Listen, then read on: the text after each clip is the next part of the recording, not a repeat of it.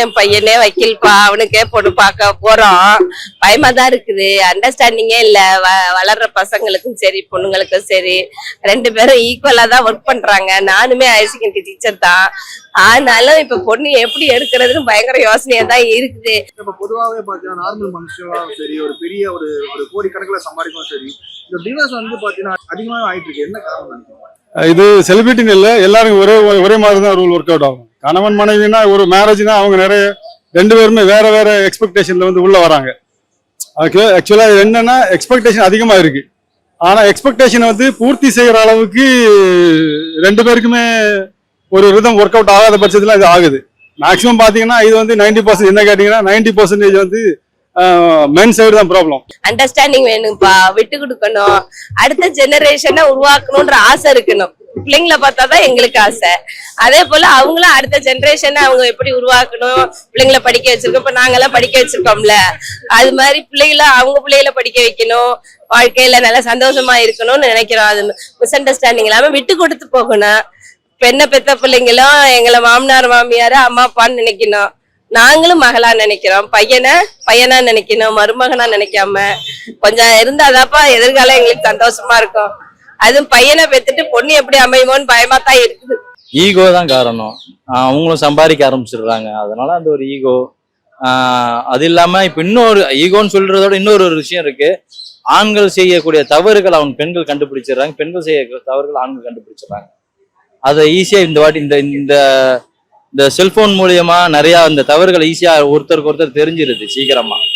அதனால அது டைவர்ஸ் நிறைய காம்ப்ளிமெண்ட் ஆயிடுது. கம்யூனிகேஷன் தான், 2 பேரும் உட்காந்து பேசணும் உங்களுடைய இதுவை. இப்போ யாருக்கும் அந்த அளவுக்கு டைமும் இல்லை, 2 பேருமே தனித்தனியா இருந்தா அந்த மாதிரி தானே இருக்கும். ஸோ ஃபேமிலியோட டைம் ஸ்பெண்ட் பண்றதுக்கு ரொம்ப கம்மியா இருக்கும். மக்கள் வந்து புரிதல் வேணுங்க, கட்டாயம். சோசியல் டெவலப்மெண்ட்ல வந்து ஆணும் பெண்ணும் வந்து புரிஞ்சுக்கணும். சோசியல் செட்டப்ல அதுதான் சமுதாய புரிதல் நோக்கம் இருக்கணும். அடுத்தது வந்து இந்த திருமணம் வாழ்க்கை இதெல்லாம் வந்து மனித சைக்கிளிக்குல கட்டாயம் எல்லாருக்கும் உள்ள இதுதான். அதுல வந்து ஏமாற்றுங்கிற வேலை ஆண்கள் சைடும் சரி பெண்கள் சைடும் சரி இருக்கக்கூடாது, உண்மையா இருக்கணும். இந்த சோசியல் செட்டப்பை வந்து தவறா நினைச்சு ஒரு பையன் பல உறவுகளோ பொண்ணு பல உறவுகளோ வச்சுக்கிறது தவறுங்க. ஒரு பெண் எப்படி இருக்கிறாங்க, அவங்க நேச்சுரல் என்ன, எப்படி வளர்றாங்க, அவங்களுடைய ஃபீலிங்ஸ் எப்படி இருக்கும், இதெல்லாம் நம்ம வந்து படிக்கணும், தெரிஞ்சுக்கணும். அப்படி தெரிஞ்சா மட்டும்தான் அவங்க கூட சரியா நம்ம வந்து மேட்ச் பண்ணி போக முடியும். இதே இது அவங்களுக்கும் பொருந்தும். பட் ஆனா மேக்சிமம் வந்து ஒரு சக்கரத்துக்கு நிறைய ஆரம் இருக்கு, சக்கரம் இருக்கு, ஆரம் இருக்கு, மையப்புள்ளி ஒண்ணு இருக்குல்ல. இந்த மையப்புள்ளி தான் வந்து ஒரு கணவனோட வேலை. அந்த மையப்புள்ளி சரியா இல்லைன்னு வச்சுக்கோங்களேன், அந்த குடும்பம் அந்த சக்கரத்துல வரக்கூடிய ஆரம் கணவனோட ரிலேட்டிவ்ஸ் இருக்கலாம், பொண்ணோட ரிலேட்டிவ்ஸ் இருக்கும், அண்ணன் தம்பி மாமியார் மாமனார், இது பிரச்சனை எல்லாமே இந்த ஆணி கலந்துச்சுன்னா எல்லாமே குறைஞ்சிரும். ஸோ அந்த மையப்புள்ளி தான் மேட்ரு. ஸ்கூல்ல லவ் பண்ணவங்க இருப்பாங்க, காலேஜ்ல லவ் பண்ண அவங்களையும் மறக்க முடியாதது. அந்த மாதிரி லைஃப்லயும் டைவர்ஸ் ஆறவங்க நிறைய இருக்காங்கல்ல. ஒருத்தரை மனசார நினைச்சுக்கிட்டு வாழ்க்கையில இன்னொரோட வாழ முடியாத ஒரு சுச்சுவேஷனும் உள்ளவங்களும் இருக்க தானே செய்யறாங்க. அந்த மாதிரி உள்ளவங்க வாழ்க்கையில நிறைய பேரு இதுதான் உலகம், இப்படிதான் இருக்கணும்னு சகிச்சுக்கிட்டு வாழ்றவங்க இருக்கிறாங்க. முடியல, வேணாம், நம்மளால அப்சர்வ் பண்ணிக்க முடியல அப்படின்றவங்களும் இருக்கதான் செய்யறாங்க. கோடி கணக்குல சம்பாதிக்கிறோம், ஆனா அவங்களுக்கே வந்து பாத்தீங்கன்னா டிவோர்ஸ் வந்து வந்திருக்கு. இல்ல அதுதானே இப்போ ஒரு ஆண் பெண்ணு இருவருக்குள்ள வந்து இனிப்பு வந்து எவ்வளவு தூரம் கசப்பும் இனிப்பும் கரெக்டா ஈக்குவலா இருந்ததுன்னா அவங்க வாழ்க்கை நல்லா ஈஸியா இருக்கும். வெறும் இனிப்பாக மட்டும் இருந்துட்டு இருந்ததுன்னு அது ஒரு காலத்து புளிச்சு போயிடும். அது வேணான்ற ஒதுங்கிக்கலான்ற ஒரு சுச்சுவேஷன் ஏற்படும். பணம் இருக்கிறவங்களுக்கு கிட்ட இதுதான் விஷயம். பணம் இல்லாதவங்ககிட்ட அந்த ஏக்கத்திலேயே அவங்க வேணான்ற ஒரு சண்டை வந்து பிரிஞ்சிடுறவங்களும் இருக்கிறாங்க. பணம் உள்ளவங்ககிட்ட சண்டைலாம் வராது, அழகா நம்ம பிரிஞ்சுக்கலாம் அப்படின்ற ஒரு பக்குவம் இருக்கும். ஏன்னா அவங்க கிட்ட எல்லாமே பணம் இருக்கிறதுனால எல்லாம் ஈஸியா எந்த பொருளா இருந்தாலும் இதுக்கு என்னன்ற போது பிரசன்டேஷனா இருக்கட்டும், அவங்க எதிர்பார்ப்பு எல்லாமே கிடைக்கும்.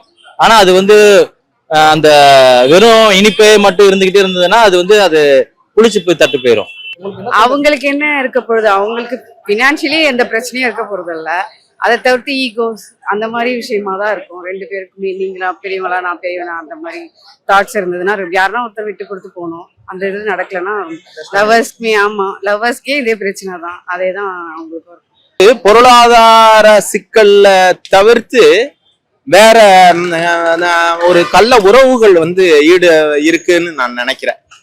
நல்ல வசதி படைத்த குரூப் இருக்கிறாங்க, அவங்கள்ட்டே இந்த டைவர்ஸ் வரும் பொழுது வந்து பொருளாதாரத்தை மீறிய ஒரு தவறான நடவடிக்கை.